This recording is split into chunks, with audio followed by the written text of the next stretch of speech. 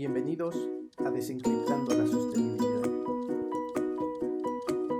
Hola, buenos días a todos, donde quiera que estén, buenos días, buenas tardes o buenas noches. Hoy estoy aquí con David Montaño y estamos muy emocionados de entrevistar a Guadalupe Hules, quien es investigadora del IER aquí en México. Y bueno, ¿quién mejor para introducirse que tú misma, Lupita? Entonces, ¿quién es Guadalupe Hules? Y bueno, siendo una mujer en su momento, ¿qué te motivó a estudiar física? Bueno, pues muchas gracias por esta invitación. Para mí siempre es un placer, pues, comunicar, transmitir, pues que las mujeres podemos estudiar o hacer, dedicarnos a lo que queramos, que no hay esto de roles masculinos, femeninos, etcétera. Entonces, para mí es una gran oportunidad de estar con ustedes y transmitir esto. Bueno, IER es Instituto de Energías Renovables de la Universidad Nacional Autónoma de México y efectivamente yo estudié física en la Facultad de Ciencias. ¿Por qué física? Bueno, pues desde pequeña era muy preguntona, me gustaba entender qué pasaba a mi alrededor, en especial los fenómenos, pues que ahora, que después supe que era física, ¿no? Mi mamá era matemática, mi papá ingeniero civil estructurista, entonces, pues digamos, estaba yo en un entorno que pues, se favorecía esas materias. Pero además, a los 10 años me dio hepatitis y permanecí en cama. En esa época era así un reposo absoluto para la hepatitis y permanecí 3 meses en cama a los 10 años. Y entonces me devoré libros, primero libros pues más de niña y después pues me acabé todos los que tenía por ahí y empecé con la biblioteca de mi mamá. Y entonces ahí mi mamá me facilitó la biografía de María Curie, de María Sklodowska, escrita por su hija Eva. Y para mí fue así, wow, deslumbrante, pues ver una mujer tan dedicada y perseverar en su anhelo de estudiar una carrera. En esa época, por ejemplo, en Polonia, las universidades no estaban abiertas para que estudiaran las mujeres y entonces ella tuvo que trasladarse a Francia, a París, y estudió física en la Sorbona. Entonces, bueno, pues después tuve una muy buena maestra en quinto de primaria que pues no se acostumbraba en esa época que en primaria hicieras pequeños experimentos de física, ¿no? Era una enseñanza muy tradicional, pero esta maestra era algo especial y nos empezó a hacer pequeñas demostraciones de física en el salón de clase y entonces pues ya desde ahí pues yo dije yo voy a estudiar física y efectivamente pues entré a la Facultad de Ciencias a estudiar física. Perfecto, Guadalupe. Oye, pues mira, ya platicamos ahorita un poco de esta parte de la física y de cómo es que llegaste aquí, pero respecto a la parte de energía y la parte de sostenibilidad, ¿hubo alguna figura, algún evento, algo que te haya inspirado o qué hay detrás de esta decisión de dedicarte hoy día a temas de energía y sostenibilidad? Bueno, pues sí hubo un evento. Yo les digo que yo tomé un año sabático durante la carrera, porque me tomé un año, me casé, me fui a vivir a La Paz, Baja California, y para ese entonces, en La Paz, Baja California, se empezaba a hablar de energías renovables, había ahí un proyecto y yo me acerqué a ellos, era el proyecto Son Plan, y me pareció fabuloso que se pudiera pues dar energía y resolver muchos problemas de una comunidad pesquera ahí en Baja California Sur. Desgraciadamente, por los retrasos del proyecto, justo cuando se iniciaba y hubiera podido participar en el proyecto realmente, pues fue cuando yo regresaba a la Ciudad de México justo a continuar mis estudios de licenciatura. Pero ya ahí me dejó el interés sobre las energías renovables, en particular sobre la energía solar. Y entonces, durante la carrera, ya en materias optativas, tomé unas materias energéticas, se llamaba una, después no sé si se llamaría otra cosa, pero tomé un par de materias optativas con Marcos, ay, ahorita se me fue el nombre, y entonces sí fue realmente un acercamiento a la potencialidad que tenía, todavía no se les conocía como energías renovables, ¿no? No era el nombre que se conocía, pero eran las energías renovables. Y ahí tuve la fortuna también de participar como parte de mi servicio social en un proyecto en una comunidad en la Sierra Sur del estado de Michoacán, al sur de Morelia, donde hicimos pues un poco evaluación, por ejemplo, del recurso hídrico, que era el que les interesaba a la comunidad, saber si su pequeño río era susceptible de poner una microeléctrica. Entonces, ahí aprendimos cosas, pues, cómo hacer mediciones de caudal en un río, a meternos al río y poner los vertederos para hacer la medición del caudal. O sea, toda una aventura muy lejos de lo que son un laboratorio de física y menos teoría, ¿verdad? Y entonces fue una vivencia muy interesante, además no solo desde el punto de vista técnico, sino también desde el punto de vista social y desde el punto de vista de ver gente que tenía muy poca preparación en términos formales, pero que tenía una preparación de autodidacta muy importante. Entonces, ahí en ese proyecto hicimos tanto en la evaluación del caudal, hicimos, pues no una evaluación del potencial solar, pero sí transmitirles a las familias que podían utilizar la energía solar, por ejemplo, para calentar el agua para el baño de sus hijos pequeños. Entonces, de una manera muy sencilla, pues hacíamos en donde bañaban a sus hijos, lo pintábamos con una cosa que eran como cubetas de metálicas grandes, como tinitas, las pintábamos de negro y medíamos la temperatura y veían que pues era pues bastante fácil calentar el agua para el baño de los pequeños. Hicimos también un proyecto de estufas de leña.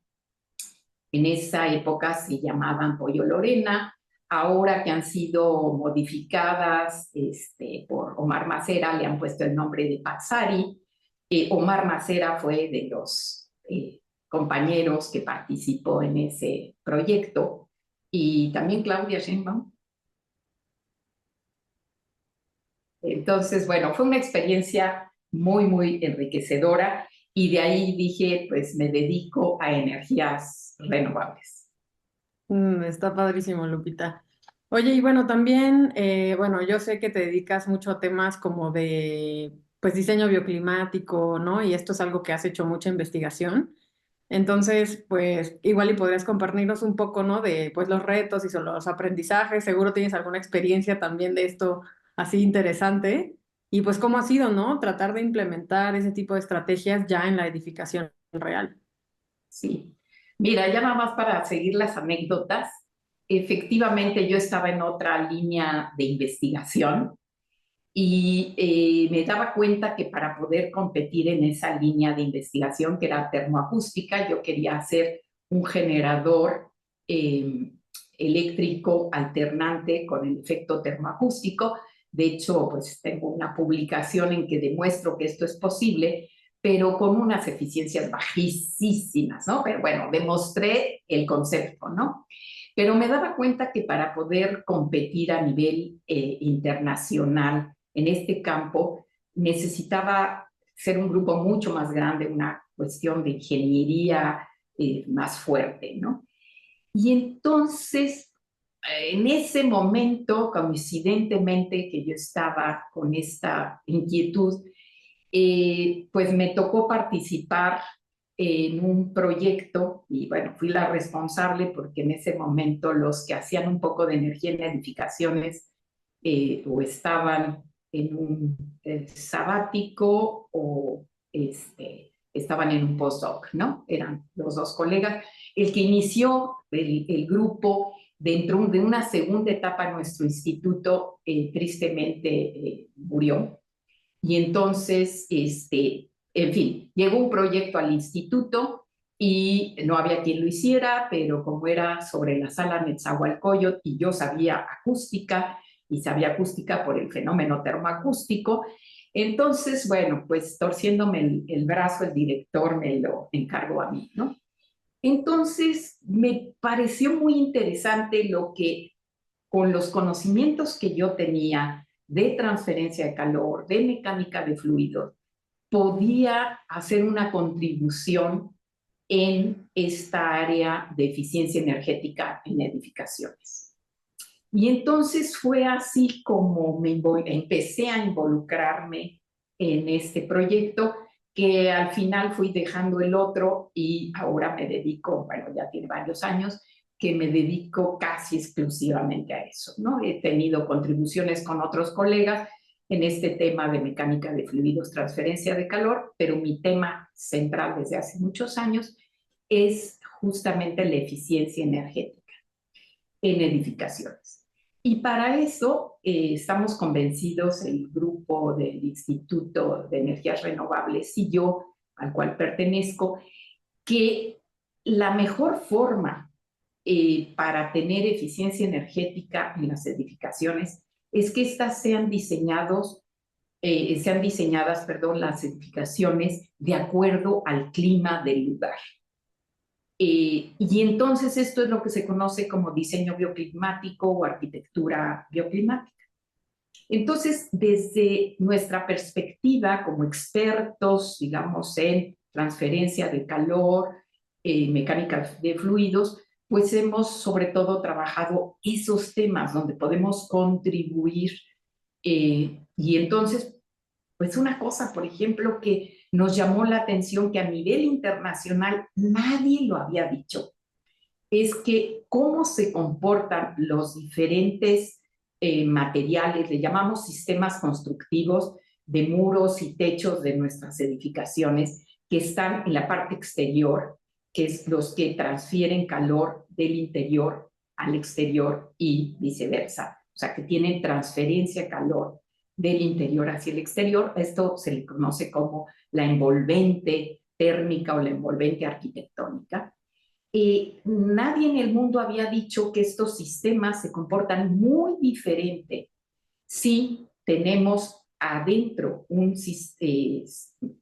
controlado por un sistema de aire acondicionado de calentamiento o enfriamiento, o cuando está, le llaman en inglés modo libre, es decir, no hay ningún sistema que controle la temperatura y esta temperatura al interior solo es reflejo de esa transferencia de calor a través de los sistemas constructivos, a través de ventanas, por las cargas térmicas al interior, etc. Pero nadie había hecho la distinción que el comportamiento es muy diferente con o sin aires acondicionados.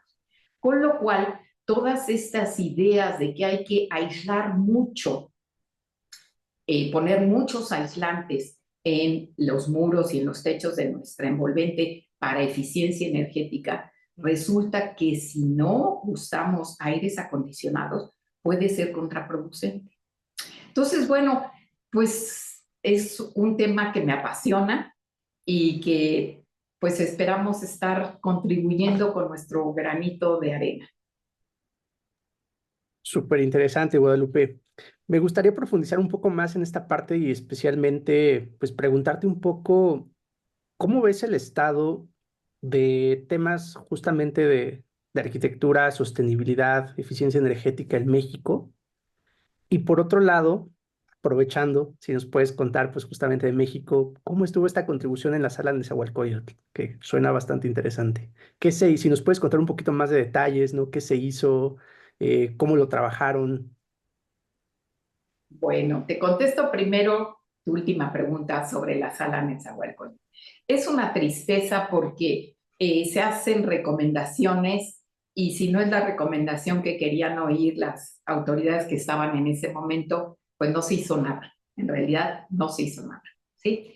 ¿Qué fue los planteamientos que se hicieron? Pues que podíamos hacer El problema era que la sala Nezahualcóyotl se usa como el lugar de ensayo de la orquesta de la UNAM.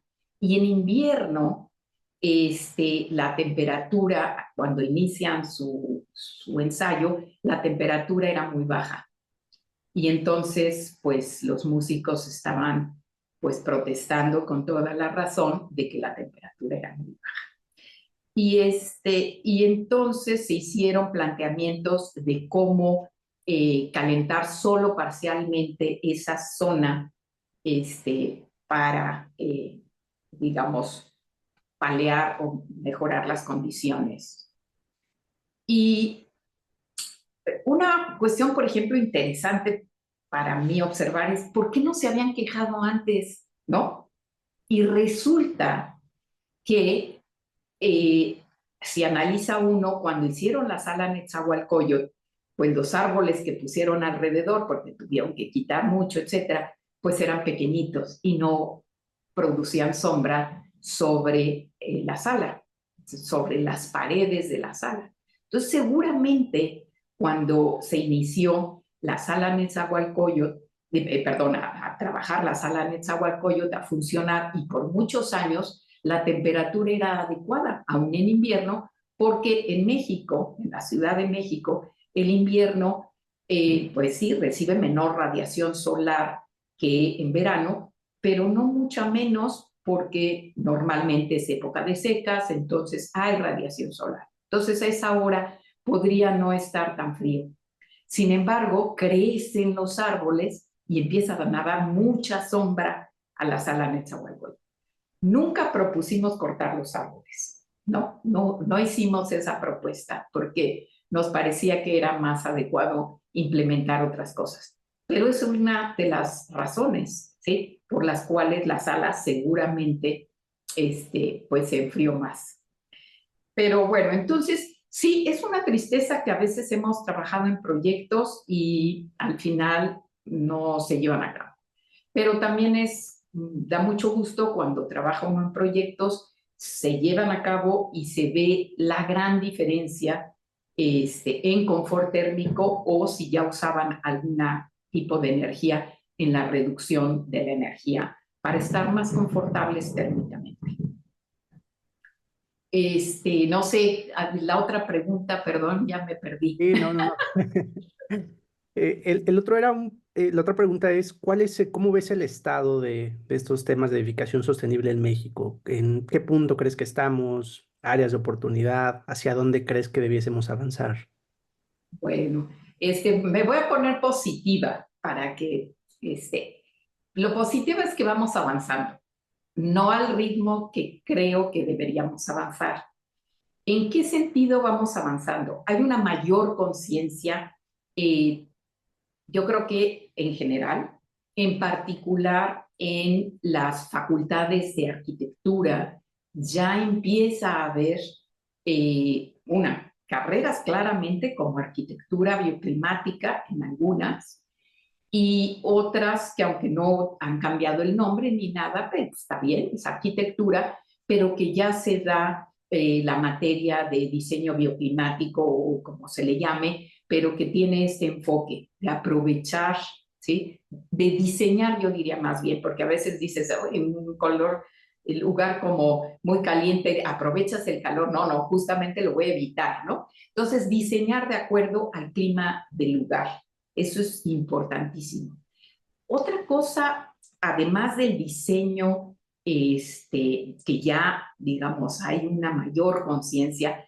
Creo que no ha permeado tanto en arquitectos ya muy formados, pero sí en los jóvenes. Y eso creo que pues es ya una cosa positiva. Vamos lento. Tenemos ya normas que tratan de ver esto de la eficiencia energética en edificaciones. Sin embargo, estas normas están mal hechas. Y entonces, bueno, pues una de las cosas que ha hecho nuestro grupo de investigación y yo en lo personal, pues es tratar de convencer a las autoridades de la CONUE de que hay que hacer una modificación a estas normas.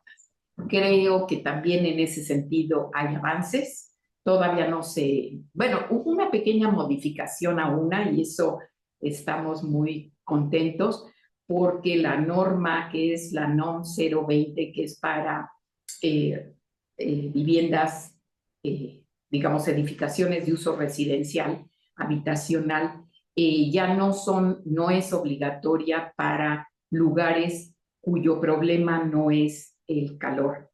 ¿Y por qué es un gran avance esto? Porque la norma tiene como objetivo que se racionalice el uso de energía por aires acondicionados de enfriamiento. Entonces era absurdo que se tuviera que utilizar una norma que de por sí es deficiente en un lugar cuyo problema no es el calor, ¿no? Entonces se dejó que solo es aplicable justamente a las zonas donde la Comisión Federal de Electricidad da un subsidio al costo de la energía en la temporada de calor. Entonces, quiere decir, son zonas que realmente, a como están ahorita las viviendas, se utiliza el aire acondicionado y entonces sí es bueno que pues se disminuya el consumo de esa energía para enfriamiento. Entonces, yo creo que todavía tenemos que trabajar mucho más justamente en difundir que los criterios de diseño bioclimático son importantísimos. Pero también debemos difundir que podemos hacer algunas acciones en nuestras casas que ya están construidas, que lo más seguro es que la mayoría que nos estén escuchando, sus casas no están diseñadas con criterios bioclimáticos, pero se podrían hacer algunas intervenciones para mejorarlas. Oye, Lupita, súper interesante. Yo también, bueno, en muchas cosas, ¿no? Como que decimos, bueno, vamos avanzando, tal vez un poco lento, pero ahí vamos. Y bueno, de este tipo me surge la curiosidad, ¿no? Justo esto que acabas de mencionar, como cositas que tal vez podemos hacer los que ya estamos en una casa que no fue diseñada con arquitectura bioclimática. ¿Crees que nos podrías dar un par de ejemplos?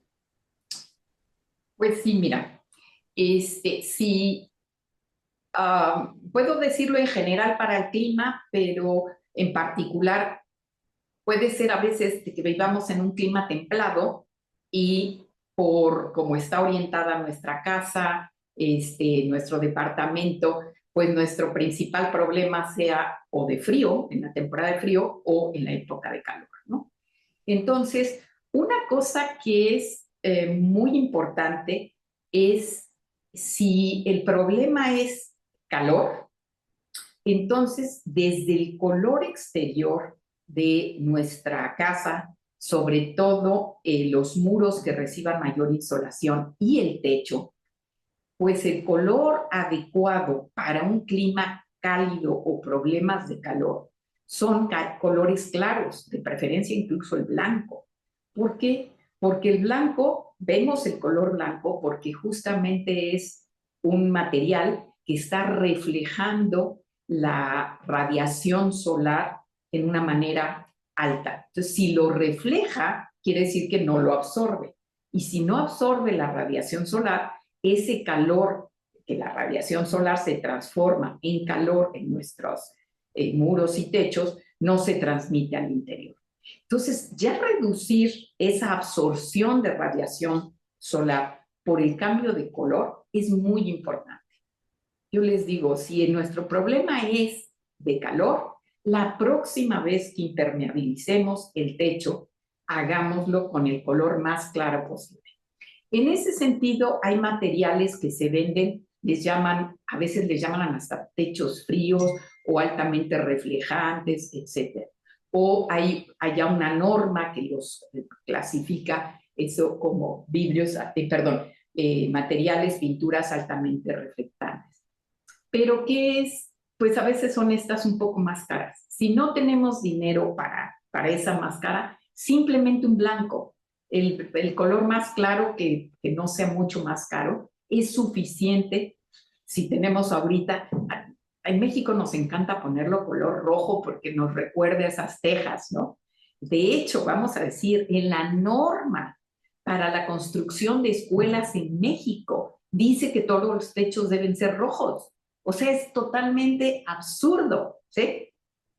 Los niños, yo veo a los chavitos, he dado pláticas ahí en la secundaria que está junto a nuestro instituto, son verdaderos infiernos sus aulas. Y veo, están hechas de lámina los techos, lo cual es lo peor, y además pintadas de rojo. Es así como el infierno para una zona cálida como Temisco. Y por el contrario, si nuestro problema es de frío, pues ahora sí, usemos colores más oscuros que absorben más la radiación solar, ¿no? Entonces, ese es, pues, digamos, cada cierto tiempo tenemos que impermeabilizar, cada cierto tiempo pintamos, bueno, los que tenemos la fortuna de poderlo hacer, pues al menos hagamos eso. Pero si no es una pintura, pues de una forma más sencilla, un encalado o algo, si el problema es de calor, ¿no? Hay otra cosa que también es muy importante, por ejemplo, sobre todo para los climas cálidos o problemáticas de calor. Es evitar la entrada de la radiación solar directa al interior de nuestros espacios habitables. Y eso, pues, ¿cómo lo podemos hacer? Bueno, hay de muchas maneras de hacerlo. La más sencilla, si ya tenemos cortinas, porque, por ejemplo, en nuestra recámara y para privacidad ya pusimos algún tipo de elemento, pues aunque es mejor protegerlo desde afuera, al menos lo protegemos desde adentro, bajamos cortinas cuando esté incidiendo la radiación solar y las subimos cuando no esté incidiendo. Si ya tenemos posibilidad de hacer en una intervención, de poner algún tipo de alero, el alero es una protección solar horizontal, o también podemos poner protecciones solares verticales, etcétera. Para eso sí recomiendo, si ya vamos a hacer una intervención, pues sí acercarnos a un arquitecto o ingeniero que sepa hacer diseño de protecciones solares para que pues hagamos lo mejor posible. Claro. No, me encanta que siempre hay estas soluciones bastante, pues sencillas, ¿no? Que pueden ayudar en cierta manera. Pero bueno, ahora mi siguiente pregunta va un poco más enfocada al lado tecnológico. ¿Tú qué papel crees que juega actualmente y que jugará más en el futuro? Pues el poder que se ha incrementado para hacer simulaciones, ¿no? Modelos energéticos, igual ya está como el Internet de las cosas, no sé si lo ubicas, ¿no? Entonces, ¿tú cómo crees que eso, qué papel va a jugar en mejorar, pues, la eficiencia y los diseños, ¿no? Arquitectónicos. Bueno, antes de responder tu pregunta, voy a hacer otro tip. Yo a veces veo a mis alumnos que se están quejando de calor y los veo vestidos como para invierno. Y entonces es algo que debemos cambiar. A veces es algo, bueno, a los chavos ahí en el instituto no hay ninguna reglamentación de vestimenta, es nada más, pues tal vez por gustos, pero pues sí creo que debemos ser más conscientes que la vestimenta también es muy importante para el confort térmico y que es una acción muy fácil. Y esto lo digo más para lugares donde sí hay reglas de vestimenta. En Japón, en los edificios públicos, de un año a otro se redujo el consumo de energía por aires acondicionados en oficinas gubernamentales por un decreto del emperador. ¿Por qué? Porque, y eso Japón, que es como muy de etiqueta, cambió el código de vestimenta en las oficinas públicas. Entonces, componer que en la época de verano, de calor, no tenían que ir de traje, sino en una camisa ligera, sí, de manga larga, porque son muy formales, pero sin corbata, sí, y con telas muy delgadas, de tal manera que el aire acondicionado se puso a otra temperatura, mucho más alta, porque la gente iba vestida adecuada para ese clima. Y en cambio, en la época de invierno, sí puso un código donde pues habían que ir pues con todo esto de una camisa más gruesa, una camiseta, etcétera, etcétera. Con eso se redujo la mitad del consumo de energía de un año para otro, ¿sí? Con un decreto. Y claro, no podemos no hacer decretos, pero lo que sí podemos, pues es permear esto, ¿sí? Que no sé si les ha pasado, pero a mí en varias oficinas bancarias, otras, vas a hacer un trámite aquí en Cuernavaca y te mueres de frío dentro de la oficina. Y claro, los trabajadores de la oficina están vestidos pues de etiqueta con, no solo sacos, sino llevan hasta una mascada las mujeres, de corbata los hombres. O sea, realmente vestidos demasiado formales, pero que hace que entonces tengan que poner el aire acondicionado a una temperatura tal que los clientes nos morimos de frío. Bueno, ahora sí contesto tu pregunta. Efectivamente, yo veo un gran potencial en las simulaciones numéricas para de edificaciones. Y las simulaciones numéricas abarcan muchos aspectos del comportamiento de las edificaciones.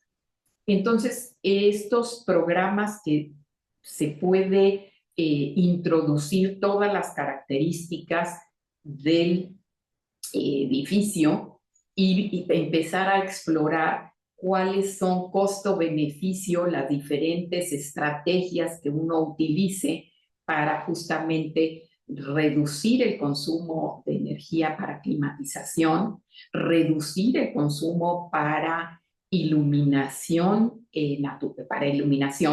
empleando iluminación natural, para reducir el consumo por ventilación, etcétera.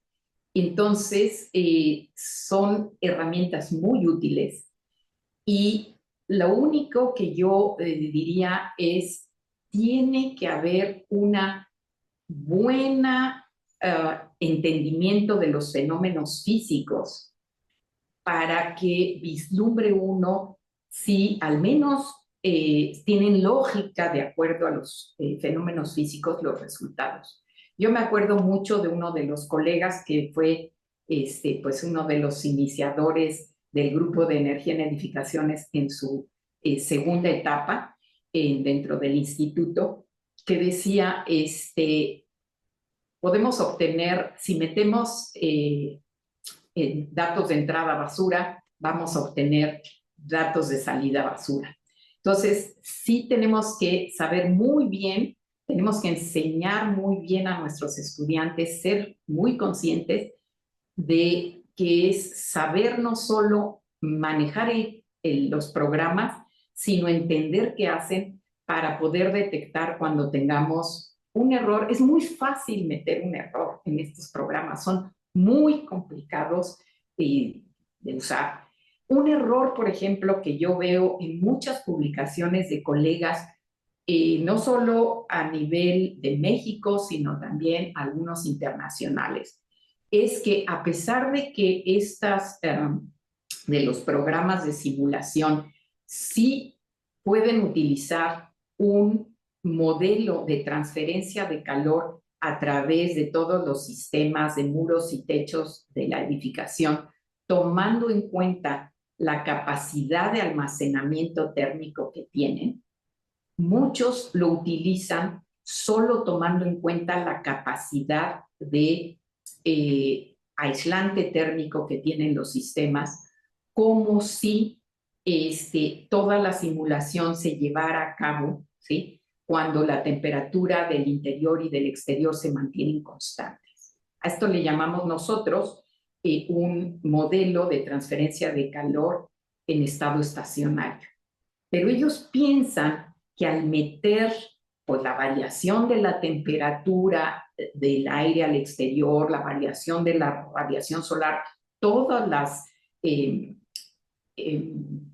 variables climatológicas que requieren estos programas para la correcta simulación. ¿Creen que eso es suficiente para que tome en cuenta la transferencia de calor en estado transiente, digamos, que cambia con el tiempo? Y no es cierto. El modelo que usas, pues no toma en cuenta que cuando varía la temperatura al exterior, entonces hay una capacidad de almacenamiento térmico. Entonces, son conceptos que, pues por supuesto, no están muy cercanos a los arquitectos, cuesta trabajo.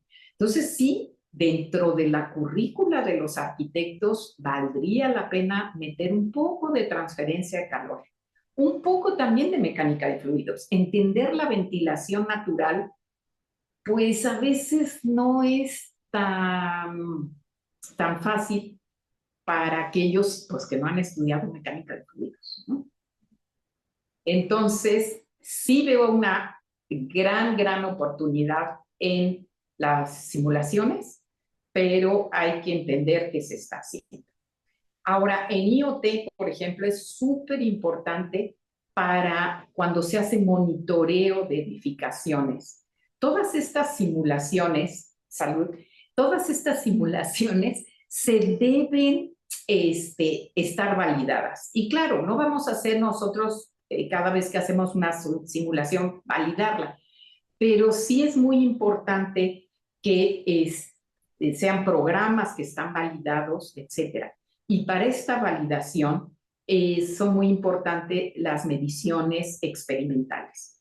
Y entonces, efectivamente, toda esta potencial del IoT para el monitoreo de edificaciones ya construidas es fundamental y ha ayudado muchísimo. Lupita, hemos platicado pues acerca de algunos de los temas que has trabajado en investigación y seguramente pues hay muchos más que contar.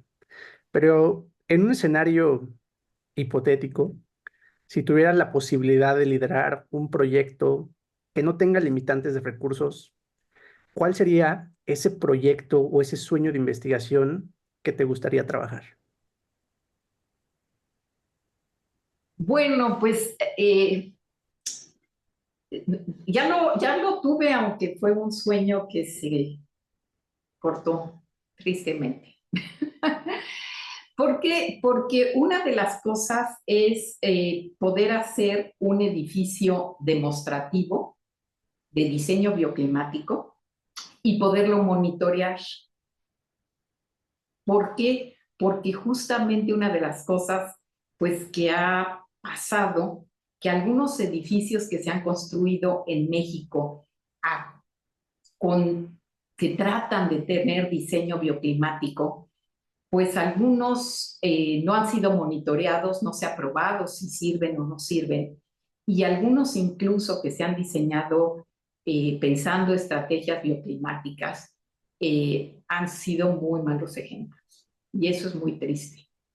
Entonces, pues sí, mi sueño y de varios colegas era tener un proyecto donde construyéramos un edificio bioclimático y que le pudiéramos instrumentar y validar, ¿sí? Y en dado caso, ver que no estuvo bien y mejorarlo, ¿no? O sea, reconocemos que podemos fallar, esperemos que no en lo fundamental, y entonces planteamos un proyecto a lo que era antes el Fondo de Sustentabilidad Energética, ganamos el proyecto y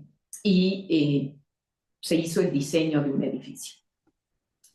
Ese edificio está construido parcialmente, todavía no lo empezamos a utilizar, está construido en el instituto, todavía no lo hemos podido empezar a utilizar por ciertas dificultades, no se construyó completo pues porque tal vez el proyecto era ambicioso y pensamos que contábamos con el apoyo del rector, así lo entendimos, pero pues finalmente a la hora de los dineros pues no se pudo acabar. Yo tengo todo el sueño de que lo vamos a acabar pronto, y lo que fue también muy triste, o más triste para mí, es que el proyecto, que le faltaban 2 etapas y donde íbamos a hacer justamente, además de todo el diseño de estrategias pasivas de diseño bioclimático, teníamos estrategias de diseño de bajo consumo de energía.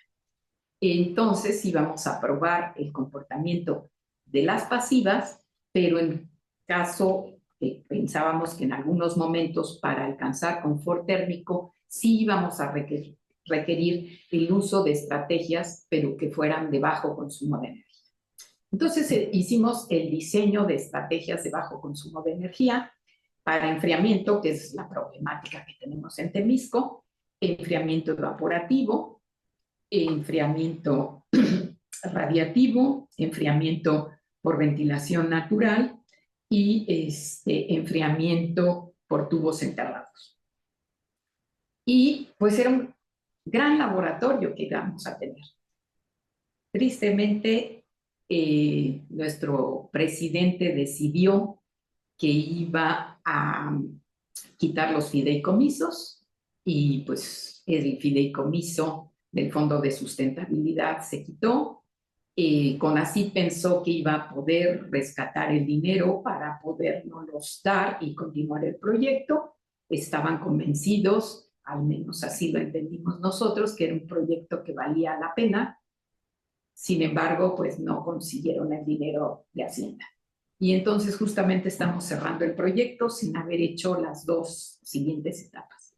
Entonces, nuevamente, todavía sueño que vamos a conseguir fondos, y estamos trabajando en eso, para tanto que la UNAM termine, o fondos que si nosotros conseguimos, así es que si hay por ahí un patrocinador, por favor, que se apunte, para acabar el edificio y para poder hacer estos sistemas. Y otra cosa muy importante, hicimos el diseño de instrumentación con hardware y con software libre, que es una de las áreas que está impulsando nuestro instituto.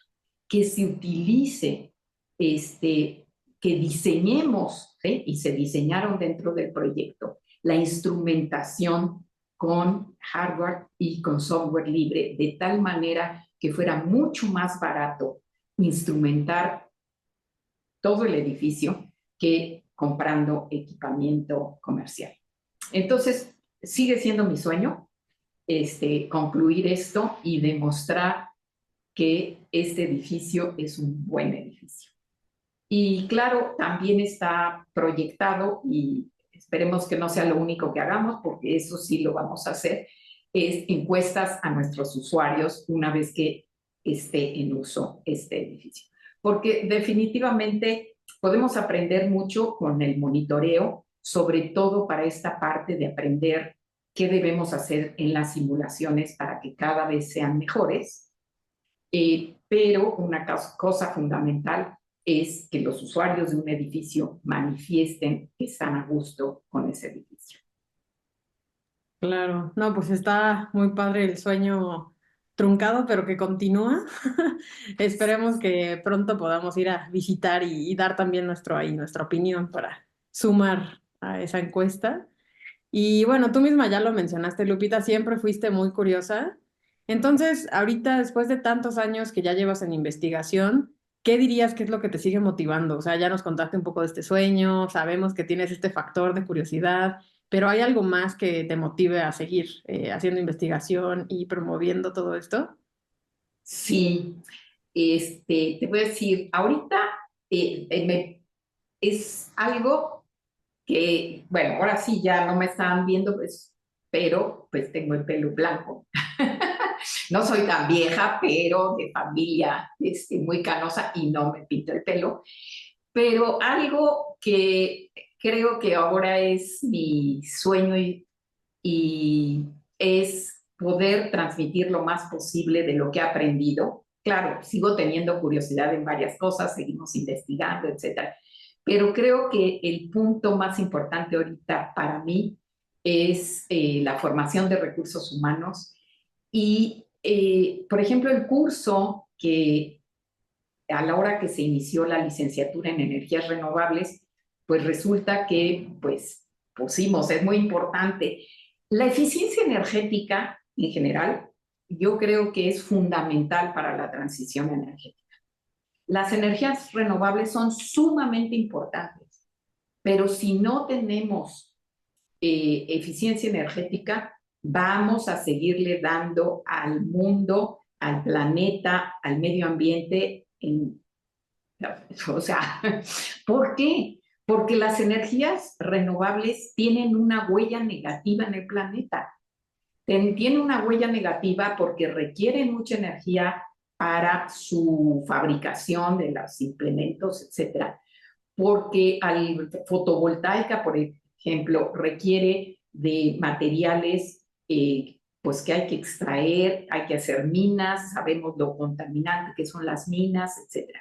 Pero eficiencia energética, eso es la base fundamental. Y claro, me gustaría involucrarme en eficiencia energética en muchos aspectos, pero no, yo creo que más vale en un aspecto y hacerlo bien. Entonces, cuando se propuso la licenciatura de energías renovables, pues en el instituto el único grupo que hacía eficiencia energética era nosotros y dijimos, debe haber una materia obligatoria de eficiencia energética. Y esta es una introducción al diseño biotemático. Y entonces, claro, había que dar las clases y había que hacer el temario y había que hacer. Entonces, pues esta materia, y primero cuando la empezamos a dar a nivel de posgrado, pues me obligó a empaparme de muchas cosas más allá de lo que eran mis temas específicos de investigación, porque si no, ¿cómo se los transmitía a los estudiantes, no? Entonces, creo y, bueno, encontré que hay muy poco material en esta área que sea hecho por ingenieros o por físicos. Y entonces está hecho por arquitectos y su visión es otra, su manera de explicar las cosas es otra. Entonces, para mí era muy importante y entonces he elaborado notas prácticamente basadas pues en mis conocimientos previos, en deducciones que yo he hecho, etcétera, etcétera.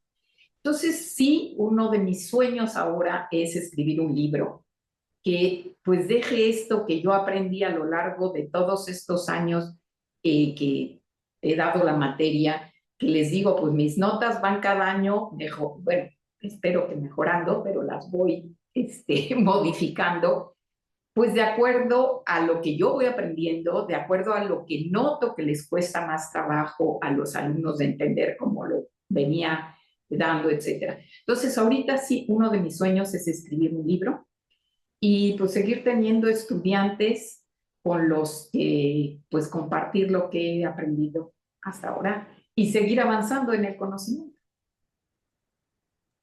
Buenísimo, Lupita.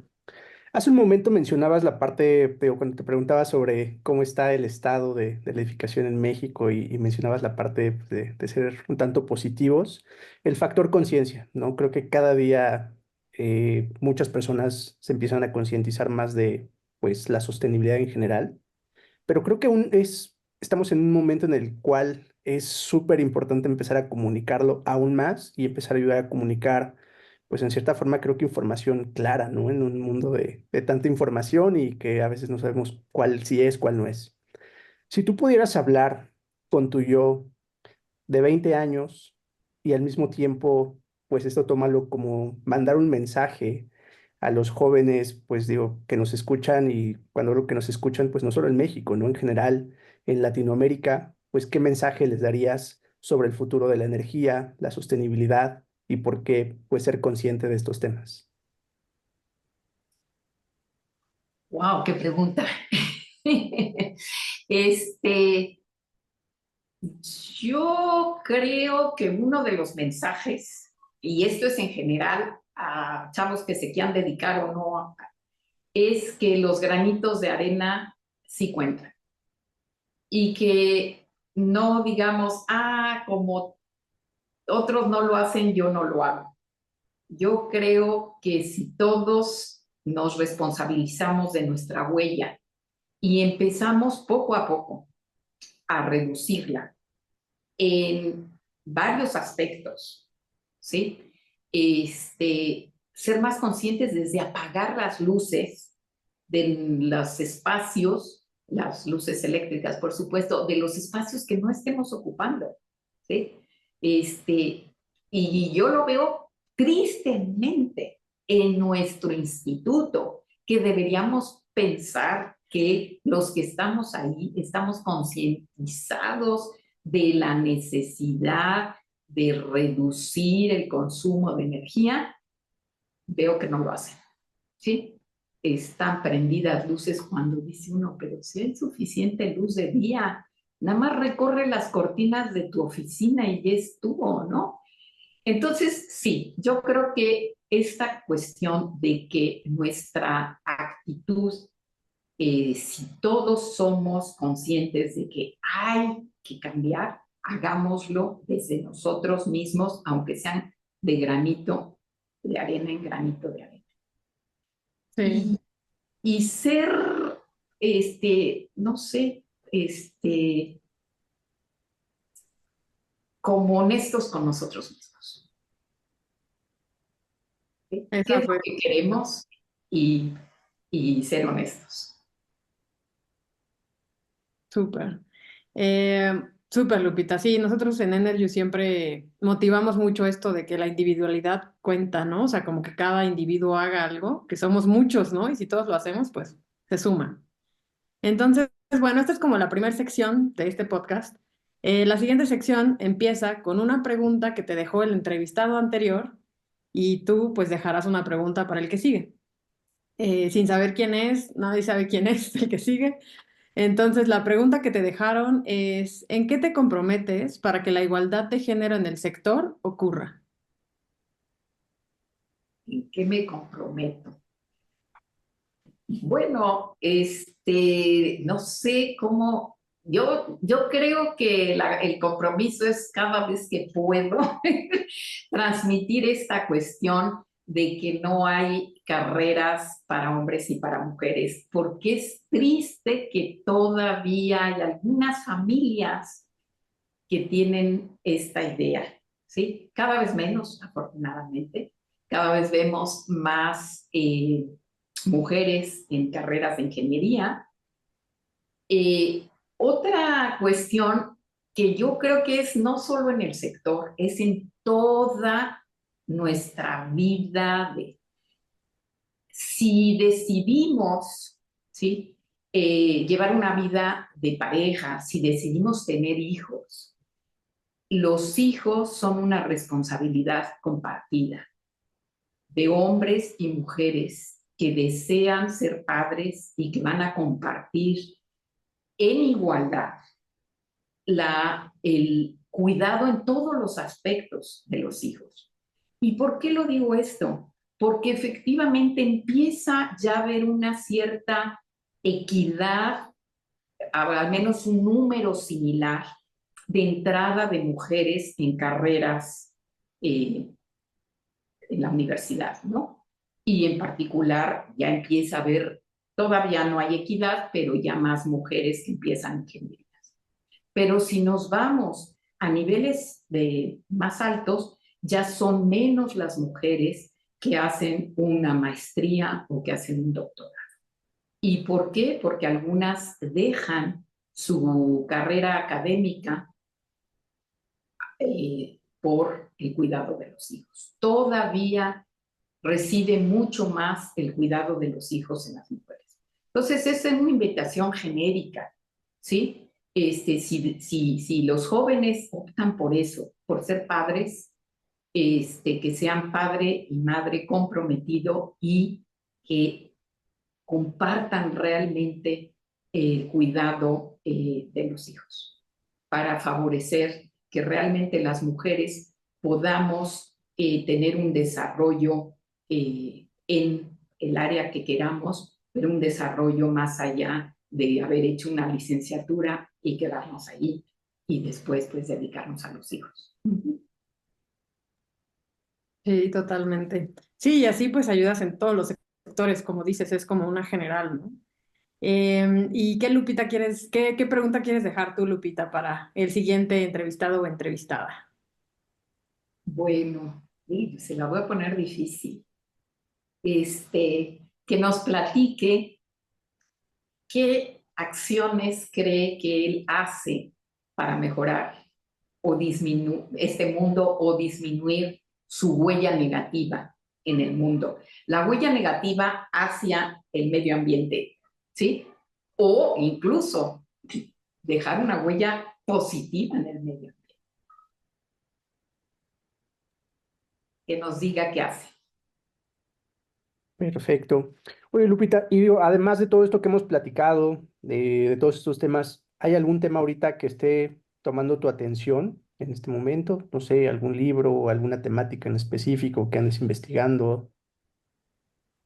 Eh, no, pues digamos, una de las temáticas es ventilación natural, es una de las temáticas.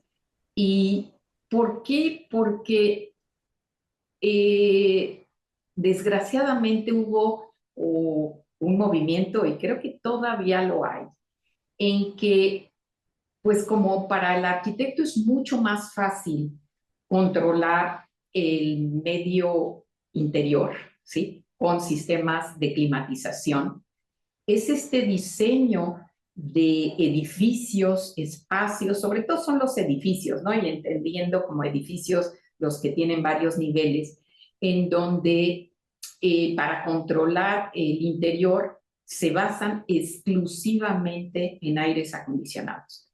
El usuario no tiene la posibilidad de abrir una ventana. Entonces, bueno, pues una de las cosas es regresemos al uso de la ventilación natural y para eso, pues nos hemos también dedicado en el grupo y en especial yo, pues a hacer investigación sobre ventilación natural, a convencer de que la ventilación natural, por ejemplo, ahora con el COVID, la mejor manera de mantener las condiciones digamos, habitables dentro del COVID en espacios cerrados era abrir ventanas y nos encontramos con muchos espacios que no había la posibilidad de abrir una ventana. Entonces, bueno, pues sí, es ventilación natural, es convencer a los arquitectos que hay que diseñar con ventilación natural y dejar el aire acondicionado solo como una cuestión que en ciertos climas sea necesaria para una cierta época del año, pero no hacer estos grandes edificios donde están 100% no hay otra posibilidad porque no hay ni siquiera una ventana que se pueda abrir. Entonces, sí, ventilación natural es mi tema últimamente. Muy interesante. Oye, Lupita, otra de las preguntas que hacemos en esta segunda sección es que nos recomiendes un libro. Puede ser de cualquier tema, no tiene que ser como de tu área de investigación ni nada, puede ser hasta poesía han recomendado. Entonces, un libro que te haya marcado, uno que quieras, pues que otras personas lean, ¿no? Bueno, pues puedo recomendar uno que yo leo muchísimo. Leo mucho más que lo que veo series o películas o eso, sí leo mucho. Soy malísima para acordarme los nombres, pero uno que leí hace relativamente poco es de una escritora mexicana, es La cabeza de mi padre y ya, ahorita se me fue el nombre de la escritora, pero La cabeza de mi padre es una escritora joven mexicana. Es un libro que me gustó muchísimo. Es un libro muy desde pues su historia, nos cuenta su historia, pero está escrito que realmente llega. Y entonces a mí ese tipo de libros es lo que más me gusta, libros que me lleguen al corazón. Entonces, La cabeza de mi padre.